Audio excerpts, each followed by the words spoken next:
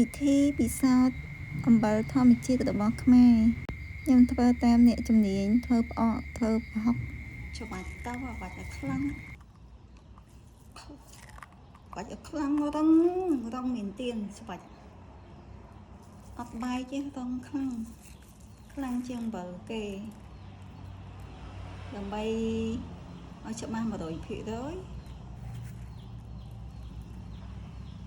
មានតែភ្លុក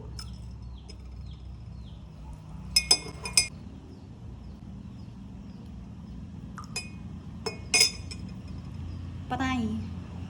តែមួយផ្លេតទេចេញរសជាតិដើមរបស់ទឹក 90% ចំពោះអំបិលគេវិញបាត់រសជាតិដើម 90% អំបិលខ្មែរឆ្ងាញ់ជាងប្រហែលជា 90% អ្នកខ្លះគាត់ច្រឡំផ្កាអំបិលជាមួយនឹងអំបិលកែច្នៃឲ្យម៉ត់នេះផ្កាអំបិលនេះអំបិលកែច្នៃឲ្យម៉ត់តោះភ្លួត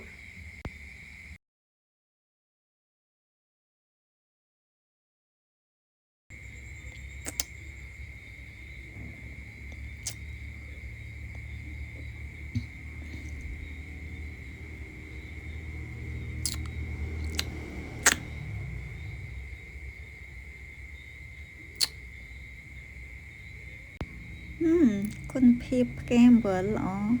រសជាតិឆ្ងាញ់ជាងគេចង់ធ្វើឲ្យអាហាររសជាតិកាន់តែឆ្ងាញ់ខ្លាំងយកផ្កាអំបិល